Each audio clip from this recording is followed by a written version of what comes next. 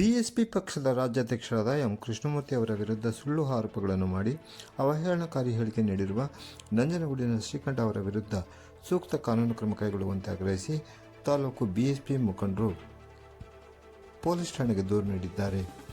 BSP ಪಕ್ಷದ ತಾಲೂಕು ಅಧ್ಯಕ್ಷ V Nanjundaswamy ಅವರ ನೇತೃತ್ವದಲ್ಲಿ ಸೋಮವಾರ ಮಧ್ಯಾಹ್ನ 12:30 ಸಮಯದಲ್ಲಿ ಮಳವಳ್ಳಿ ಪಟ್ಟಣದ ಪೊಲೀಸ್ ಠಾಣೆಗೆ ಆಗಮಿಸಿದ ಮುಖಂಡರು ನಂಜನಗೂಡಿನ ಶ್ರೀಕಂಠ ಎಂಬುವರ ವಿರುದ್ಧ ದೂರೊಂದನ್ನು ನೀಡಿ ಬಿಎಸ್ಪಿ ಪಕ್ಷದ ರಾಜ್ಯಾಧ್ಯಕ್ಷರಾದ ಎಂ ಕೃಷ್ಣಮೂರ್ತಿ ಅವರು ಕಾಸಿನ ಗಿರಾಕಿ 2 ಕೋಟಿಗೆ ಡೀಲ್ ಆಗಿದ್ದಾರೆ, ವರುಣಾ ಕ್ಷೇತ್ರದ ಚುನಾವಣೆ ಮುಗಿದ ಬೆನ್ನಲ್ಲೇ 20 ಲಕ್ಷದ ಕಾರು ಖರೀದಿಸಿದ್ದಾರೆ ಎಂದು ಸುಳ್ಳು ಆರೋಪಗಳನ್ನು ಮಾಡಿ ಅವರ ವಿರುದ್ಧ ನೀಡಿರುವ ಅವಹೇಳನಕಾರಿ ಹೇಳಿಕೆ ಸಾಮಾಜಿಕ ಜಾಲತಾಣದಲ್ಲಿ ಪ್ರಸಾರವಾಗಿದ್ದು, ಇಂತಹ ಆಧಾರರಹಿತ ಸುಳ್ಳು ಆರೋಪ ಮಾಡಿ ಕೃಷ್ಣಮೂರ್ತಿ ಅವರ ತೇಜೋವಧೆ ಮಾಡಿರುವ ಶ್ರೀಕಂಠ ಅವರ ವಿರುದ್ಧ ಸೂಕ್ತ ಕಾನೂನು ಕ್ರಮ ಕೈಗೊಳ್ಳುವಂತೆ ಆಗ್ರಹಿಸಿದರು.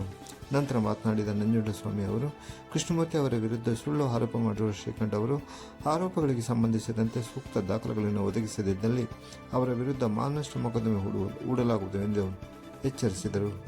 ಪಕ್ಷದ ಜಿಲ್ಲಾ ಉಸ್ತುವಾರಿ ಆನಂದ್, ಪ್ರಧಾನ ಕಾರ್ಯದರ್ಶಿ ಸುಧಾಕರ್, ಗವಿಸಿದ್ದಯ್ಯ, ಮಹಾಲಿಂಗು, ತಮ್ಮಯ್ಯ ಮತ್ತಿತರರು ವೇಳೆ ಹಾಜರಿದ್ದರು. ನಮ್ಮ ರಾಜ್ಯಾಧ್ಯಕ್ಷರಾದ ಎಂ ಕೃಷ್ಣಮೂರ್ತಿ ಅವರ ಮೇಲೆ ಅವಹೇಳನಕಾರಿಯಾಗಿ ಮಾತನಾಡಿರುವಂಥ ಶ್ರೀಕಂಠ ನಂಜನಗೂಡು ಅವರ ಮೇಲೆ ಇಂದು ಮಳವಳ್ಳಿ ಪೊಲೀಸ್ ಠಾಣೆಯಲ್ಲಿ ಮೊಕದ್ದಮೆಯನ್ನು ದಾಖಲು ಮಾಡಿ ಅವರು ಏನು ಹೇಳಿಕೆ ಕೊಟ್ಟಿದ್ದಾರೆ, ನೀನು ಕಾಸಿನ ಗಿರಾಕಿ, 2 ಕೋಟಿ ಹಣಕ್ಕೆ ಡೀಲ್ ಆಗಿದೆಯಾ, 20 ಲಕ್ಷದ ಕಾರು ಹೇಗೆ ಬಂತು ಅನ್ನೋದಕ್ಕೆ ಇವರು ಕಾರಣ ಕೊಡಬೇಕು ಹಾಗೂ ಇದಕ್ಕೆ ಸಂಬಂಧಪಟ್ಟ ದಾಖಲಾತಿಯನ್ನು ಒದಗಿಸಬೇಕು.